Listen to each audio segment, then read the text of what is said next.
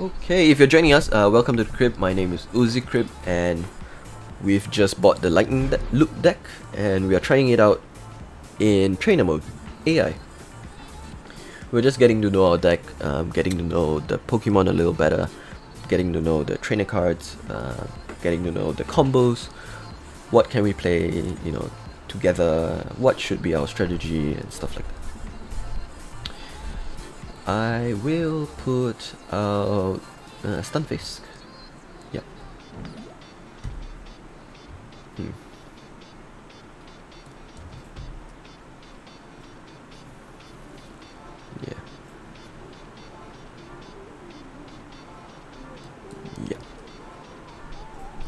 Yeah. Okay. So Lily is a very good starting card, or when your hand has very few cards left. Okay. So right now we fulfill both the criteria. Number one, this is our first turn, and number two, we have very few hands in our cards in our hand. Sorry. So Lily is extra powerful in this scenario. Okay. Of course, with Lily, because you draw until a set number, you always want to play as many cards as you can before you use Lily. Okay. So this ensures that you draw the most amount of new cards. So we have already played all the cards that we can, and you can see the highlighted ones here. Don't forget that you can only play one supporter card each turn, okay? It's denoted here in the orange text. That means that if we play How, we will not be able to play Lily. So that's why I'm not clicking on How right now, I'm only choosing Lily. And that's it, we are able to draw 5 new cards, that's wonderful. We will put Dodo out because we have Dotrio here. And that's all the plays we can make this turn. We'll wait for the next turn. We can choose to put the energies here or to some other Pokemon, but I'll choose to put to some other Pokemon. The reason for that is, if you look at Electric Trap, this attack does 30 damage for each of your Pokemon that has any damage counters on it. Currently, we don't have any Pokemon that's being damaged, so it's unwise to put our energies over there. Okay, we've evolved those. When you're paralyzed, you cannot retreat, okay? And this is in contrast with any of the other status ailments that you get. For example, confusion, burnt, poison. For those ones, you are able to retreat and you will get rid of your status ailments. But for paralyzed, you are not able to do anything.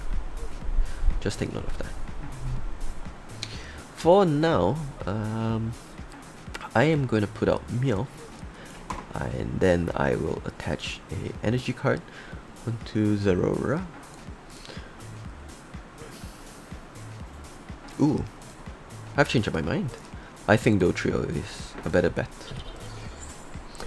This tri-attack is 60 damage for each heads. When you flip 3 coins, the most likely outcome is either 1 or 2 heads out of the 3.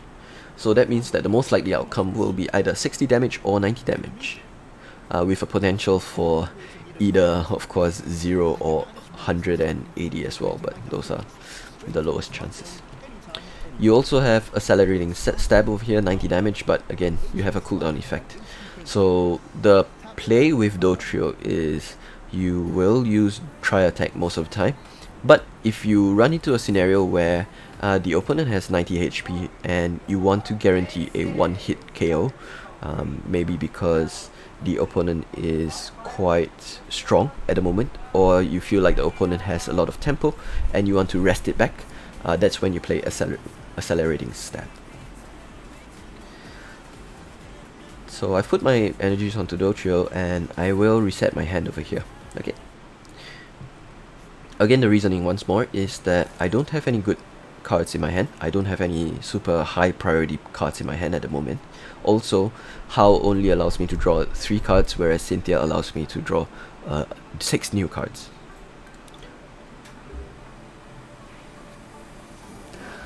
I also am not putting any of these basic Pokemon onto the bench because I'm waiting for Magnemite. Okay, you can see that I have the evolution cards of Magnemite over here, so that's what I'm waiting for. Remember, if you put any basic Pokemon onto your bench, you cannot take it back, and you only have a set space of 5 in the bench. and that is why you have to be really thoughtful as well about which Pokemon you choose to put up.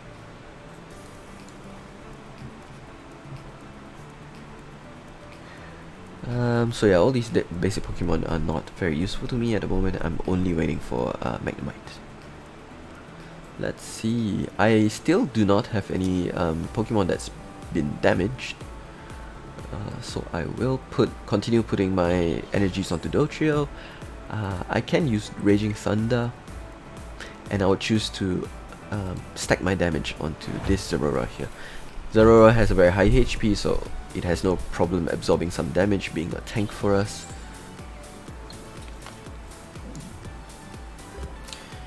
Okay, so my plan was, because now that I have one Pokemon that's been damaged, that guarantees us a 30 damage on Electric Trap. If he was able to damage Stunfisk in the previous turn, that would have been 2 Pokemon that's been damaged, and that guarantees us 60 damage on Electric Trap. 30 existing plus 60 potential damage is 90, which would have made us able to knock him out. But that's okay. It's unfortunate that in this scenario, funnily enough, he wasn't able to damage us. So I do have the option of using Switch right here, and that's what I'll do. I want to guarantee the KO onto him, because Stunfisk is not able to KO. And the reason I want to do this is because our opponent, his tempo is based only on Electrode at the moment. If you look at his bench, yes, he has a maybe a nice card in Manectric, but he does not have any energy cards attached yet. So it is important that we knock this guy out and really increase the tempo gap between us. Again, you have a choice between Tri-Attack and Accelerating Step. Earlier I mentioned that when you want to guarantee a KO, you should use Accelerating Step. But for now, because we only need 60 HP, I am going to take a risk and play Tri-Attack. It is very unlikely that we will do 0 damage. Okay, there we go.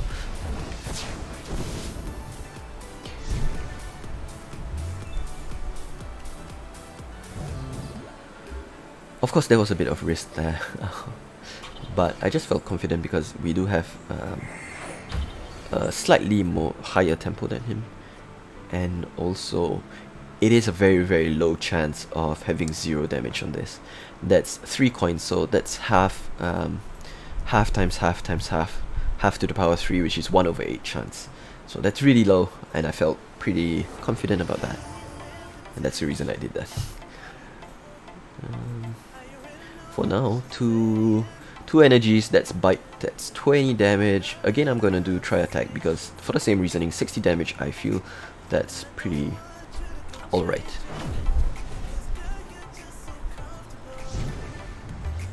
And in the event that my coin flips fail, it's only 20 damage. It wasn't as scary as the Electrode on the previous turn. So this way, if I use Tri-Attack, this way I can keep attacking, you see. So by taking the risk in the previous turn, a small risk, I am able to keep up my tempo. So of course there's a trade-off, but that was the reasoning behind that. Okay, and now because my bench is full, all these Pokemon are useless to me. I am going to use the passive ability.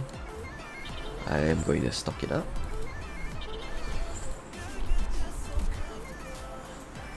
I did forget to put an energy card on the previous turn, but again, just because I knew that I had Magnezone and also I had strong tempo advantage, it wasn't that big of a mistake.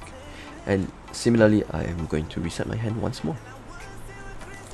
What am I hoping for? You never want to be drawing cards just for the sake of drawing more cards. Okay, there should always be something that you look forward to. Because when you draw, when your remaining cards in your deck drop down to 0, you lose the game. Okay, so please take note of this as well. In certain cards, certain decks, they force you to keep drawing, and that's one of the tactics you might come across if you go for tournaments and stuff like that. So again, these Pokemons over here are kind of useless to us. I wanted a... Do I have an evolution card in this one? I think not. I did want some evolution cards, but now that I think back, I think we don't have any evolution cards for these Pokemon out here. But I also wanted some trainer cards. Okay, so I have one extra here. I'll make use of the passive. I will put that onto Zerora. Oops, click and click. And now we have two backup options. Okay, so 60 damage, same thinking again here.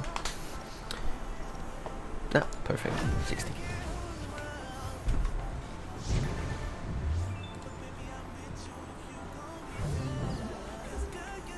And now comes 90, that's when I'll use my accelerating step. I also have the choice of, in this case, to play 2 turns of Tri Attack. And the reason I feel comfortable doing so is because he needs 2 more energies for Energy Bomb, which means 2 turns. Okay, and Tri Attack, again we've calculated the probabilities, it is most likely 68 or 90 damage each turn, so in this case I do feel comfortable using Tri Attack. I don't want to be caught on the next turn.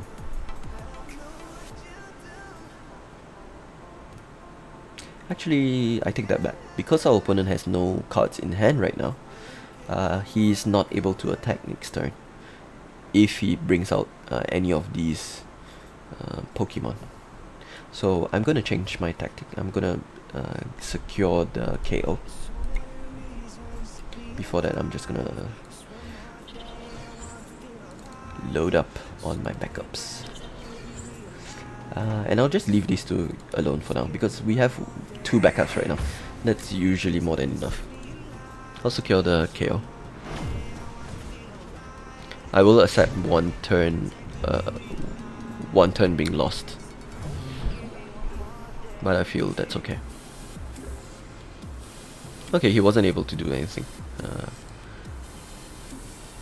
And for us, because we didn't draw any good cards, there's nothing we can do as well. Oh, right. Okay. So I misread. Because this Do Trio has 2 attacks, you only cannot use Accelerating Step during your next turn, but you can still use Tri Attack. So that's my bad, guys. So now that I've learned this, I think Do Trio is even stronger than what I thought. So the tactic should be use the 90 when you need it, and don't be afraid to use it. There is absolutely no downside to that, I think. Okay, that's nice. We've drawn our switch. Please do take note also of what cards you have played. You can always click on your discard pile to have a look through. We've already played 1 switch, so this is our second and last switch that's available. And because the retreat cost is 0, that's wonderful for us, and we'll bring out Magnezone. We can either bring out Magnezone or Zerora here. Both of them deal enough damage to 1 hit KO, but I want to give the honors to Magnezone here. And that's it. That's our this round concluded. To recap, I do think that the opponent didn't have many good cards. We were able to evolve our Do Trio in the very beginning, and we were able to keep up the tempo on Do Trio using Do Trio. If you recall, we knocked out many Pokemon using Do Trio, so definitely a well-deserved MVP there.